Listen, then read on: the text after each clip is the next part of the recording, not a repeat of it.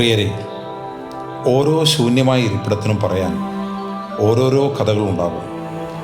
വഴിമാറിപ്പോയ ഒരു പ്രതിഭയുടെ, പെട്ടെന്നൊരു ദിവസം ക്ലാസ്സിൽ വരാതായ ഒരു സുഹൃത്തിൻ്റെ, അല്ലെങ്കിൽ ഒരു കുടുംബത്തിലെ ഭക്ഷണമേശയിൽ ഇനി ഒരിക്കലും നികത്താനാവാത്ത ഒരു വലിയ ശൂന്യതയുടെയൊക്കെ കഥ. കണക്കുകൾക്കും മുന്നറിയിപ്പുകൾക്കും അപ്പുറം ലഹരി ഉപയോഗം ഒരു മനുഷ്യൻ്റെ ജീവിതത്തിൽ അവശേഷിപ്പിച്ചു പോകുന്ന ഭയാനകമായ നിശബ്ദതയെക്കുറിച്ച് എപ്പോഴെങ്കിലും ചിന്തിച്ചിട്ടുണ്ടോ? ദി എംപ്റ്റി ചെയർ എന്ന മോണോലോഗ് പ്രസൻറ്റേഷനിലൂടെ ഇന്ന് നിങ്ങൾക്ക് വേണ്ടി വ്യത്യസ്തമായ ഒരു ദൃശ്യശ്രാവ്യ അനുഭവം ഒരുക്കാൻ ശ്രമിക്കുകയാണ് ഗവൺമെൻറ് ഹയർ സെക്കൻഡറി സ്കൂൾ കുറ്റ്യാടിയിലെ സർഗവേദിയായ ദി ആഹ ലൈഫ്, അഥവാ the estates hive artify your life. നമുക്ക് കേൾക്കാം, കാതുകൾ കൊണ്ട് മാത്രമല്ല, ഹൃദയം കൊണ്ടുകൂടി. The empty chair. രചന നിർവഹണം ഡോക്ടർ റജുല വി. ശബ്ദം Rajendran KP, Dhyan Tej JB, Anjitha Sunilkumar, Prajeesh Thathoth, doctor Rajula V. വേദിയിലേക്ക് നിങ്ങളുടെ ഏവരുടെയും ശ്രദ്ധ ക്ഷണിക്കുകയാണ്. The empty chair.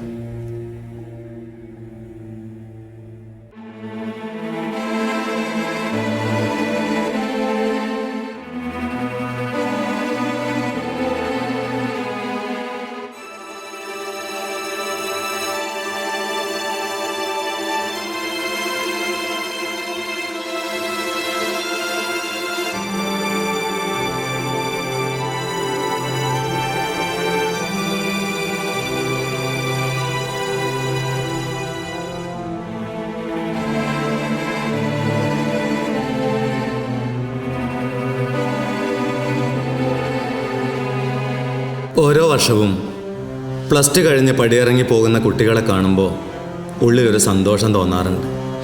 അവർ പുതിയൊരു ലോകത്തേക്ക് ജയിച്ചു കയറാൻ പോവുകയാണല്ലോ എന്നുള്ള സന്തോഷം. പക്ഷേ ഈ കസേരയിലേക്ക് നോക്കുമ്പോൾ എന്തോ ഇന്നെനിക്കൊരു പരാജയബോധമാണ് തോന്നുന്നത്. ക്ലാസ് ലീഡറായിരുന്നു അവൻ. ഒരു കാര്യം ഏൽപ്പിച്ചാൽ ഏറ്റവും മനോഹരമായി ചെയ്തു തീർക്കുന്ന കുട്ടി. ആ കണ്ണ് നിറഞ്ഞുള്ള ചിരി ഇപ്പോഴും എൻ്റെ ഓർമ്മയിലുണ്ട്. എവിടെ വെച്ചാണ് അവന് വഴിതെറ്റിയത്? പരീക്ഷയ്ക്ക് മാർക്ക് കുറയാൻ തുടങ്ങിയപ്പോൾ, ക്ലാസ്സിൽ വന്നിരുന്ന് ഉറങ്ങാൻ തുടങ്ങിയപ്പോൾ ഞാൻ കരുതി അതൊക്കെ വെറും കൗമാരത്തിൻ്റെ അശ്രദ്ധയാകുമെന്ന്. പക്ഷേ അവൻ്റെ ആ മാറ്റത്തിന് പിന്നിൽ ഇത്രയും വലിയൊരു ചതിക്കുഴി ഉണ്ടായിരുന്നു എന്ന് മനസ്സിലാക്കാൻ ഞാൻ കുറേ വൈകിപ്പോയി. ഇന്ന് രജിസ്റ്റർ ബുക്കിൽ അവൻ്റെ പേരിന് നേരെ ചുവന്ന മഷി കൊണ്ട് ആബ്സെൻ്റ് എന്ന് എഴുതുമ്പോൾ ഒരു അധ്യാപകൻ എന്ന നിലയിൽ എൻ്റെ നെഞ്ച് തകരുകയാണ്. ഒരു തെറ്റായ ശീലം കൊണ്ട് നീ ഇല്ലാതാക്കുന്നത് നിൻ്റെ മാത്രം ജീവിതമല്ല, നിന്നെക്കുറിച്ച് ഒരുപാട് സ്വപ്നങ്ങൾ നെയ്തു കൂട്ടുന്ന ഒരുപാട് ആളുകളുടെ സ്വപ്നങ്ങളാണ്, അവരുടെയൊക്കെ പ്രതീക്ഷകളാണ്.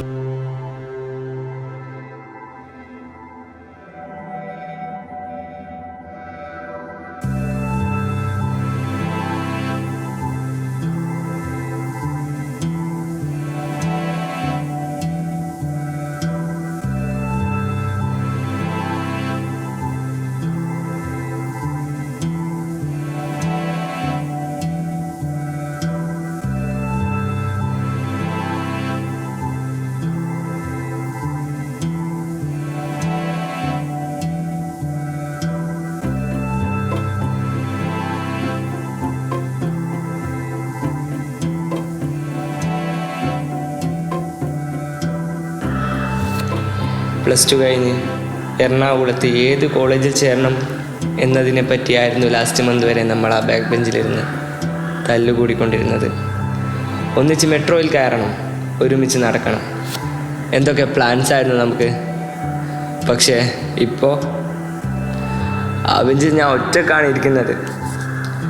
ടീച്ചർമാർ നിൻ്റെ പേര് വിളിക്കുമ്പോൾ ആബ്സെൻ്റ് എന്ന് പറയേണ്ടി വരുന്ന ഓരോ ദിവസവും എനിക്ക് എത്രമാത്രം സങ്കടമുണ്ടാക്കുന്നതെന്ന് നിനക്കറിയാമോ? കഴിഞ്ഞ ദിവസം ആ ചായക്കടയുടെ പുറകിൽ വെച്ച് ഞാൻ നിന്നെ കണ്ടിരുന്നു. ഞാനങ്ങോട്ട് വന്ന് നിൻ്റെ തോളിൽ തൊട്ടതാ.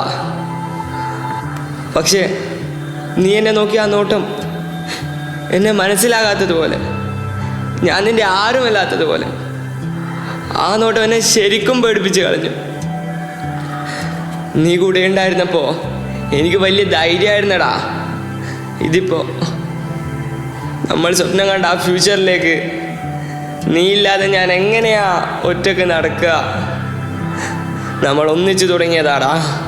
പ്ലീസ്, നീ തോറ്റു കൊടുക്കരുത്, തിരിച്ചു വരണം.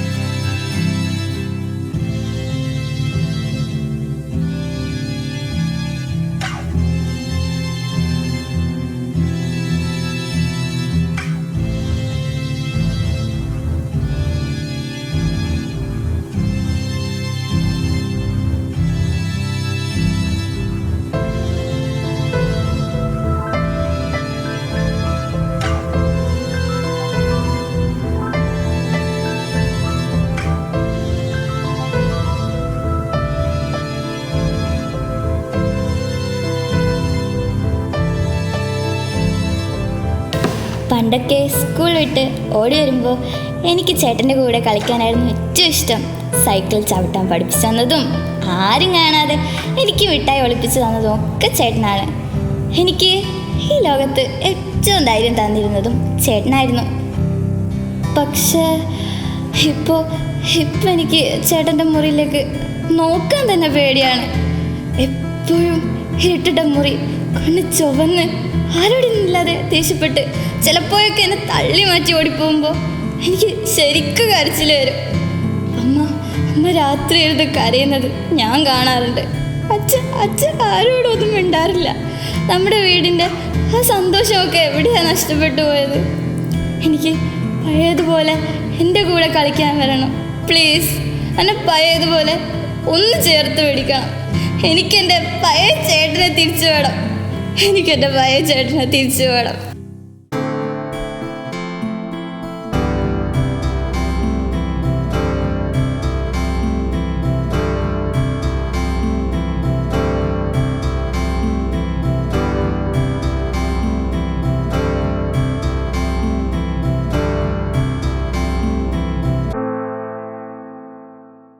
എന്റെ മുന്നിൽ ഈ കസേരയിൽ ദിവസവും വന്നിരിക്കുന്നത് നിങ്ങളെപ്പോലുള്ള കൗമാരക്കാരാണ്. തിളങ്ങുന്ന കണ്ണുകളും വലിയ വലിയ സ്വപ്നങ്ങളുമായി നടക്കേണ്ട പ്രായം. ഒരു കൗതുകത്തിന് വേണ്ടിയോ അല്ലെങ്കിൽ കൂട്ടുകാരുടെ നിർബന്ധത്തിന് വഴങ്ങിയോ ആയിരിക്കാം ഭൂരിഭാഗം പേരും ആ ആദ്യത്തെ ലഹരിയിലേക്ക് കൈനീട്ടുന്നത്. ഒറ്റത്തവണയല്ലേ, എനിക്ക് എന്നെ തന്നെ നിയന്ത്രിക്കാൻ അറിയാം. എന്തൊരാത്മവിശ്വാസം. പക്ഷേ ആ ഒരു തവണ മതി ഒരു വലിയ മരണക്കയത്തിലേക്ക് നിങ്ങളെ വലിച്ചെറിയാൻ. ഞാൻ കാണാറുണ്ട്, ഇവിടെ എന്റെ മുന്നിലിരുന്ന് ലഹരിയുടെ അസ്വസ്ഥതകൾ കൊണ്ട് ശരീരം വിറക്കുമ്പോൾ സ്വന്തം കൈനഖങ്ങൾ കൊണ്ട് ശരീരമാകെ മാന്തിപ്പൊളിക്കുന്നത്.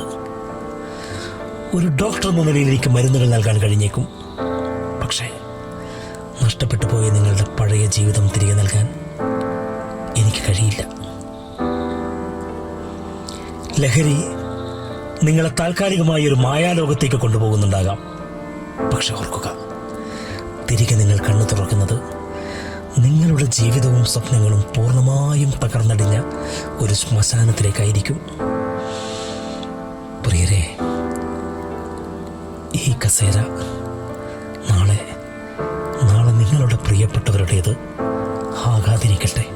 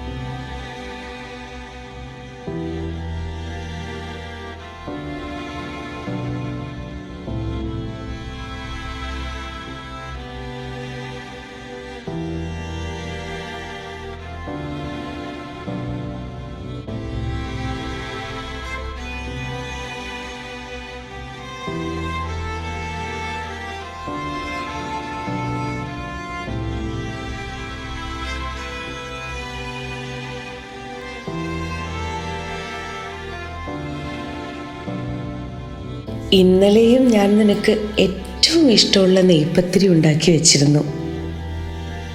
തണുത്തുറഞ്ഞു പോയത്.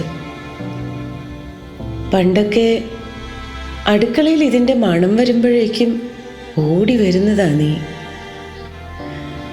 ഇപ്പോ ഈ വീടിനകത്തുകൂടി നീ നടക്കുമ്പോൾ ഒരു നിഴൽ കടന്നു പോകുന്നത് പോലെയാണ് എനിക്ക് തോന്നാറ്. ഒന്ന് നോക്കാൻ പേടി, സംസാരിക്കാൻ പേടി. ആ കണ്ണുകളിലേക്ക് നോക്കുമ്പോൾ എൻ്റെ പ്രിയപ്പെട്ട മകനെ അല്ല, ഏതോ ഒരു അപരിചിതനെയാണ് ഞാൻ കാണുന്നത്. നീ ജനിച്ച ദിവസം നിന്നെ കയ്യിലെടുത്തപ്പോൾ നിന്റെ അച്ഛൻ എന്നോട് പറഞ്ഞൊരു കാര്യമുണ്ട്. ഇവൻ ഈ നാടിന് വെളിച്ചമാകുമെന്ന്. ആ വെളിച്ചമൊക്കെ ഇപ്പോൾ എവിടെ പോയി മോനെ? നീ ഈ മുറിയിൽ ഈ കസേരയിൽ വന്നിരുന്നിട്ട് എത്ര നാളായി? നിന്റെ ഈ നിശബ്ദത, ഈ ഒഴിഞ്ഞെടുക്കുന്ന കസേര, ഇതാണ് എന്നെ ഏറ്റവും കൂടുതൽ വേദനിപ്പിക്കുന്നത്. തിരികെ വരണം മോനെ. അമ്മയ്ക്ക് എന്നെ പഴയ കുട്ടി മാത്രം മതി. അമ്മയ്ക്ക് എന്നെ പഴയ കുട്ടി തിരിച്ചു വേണം.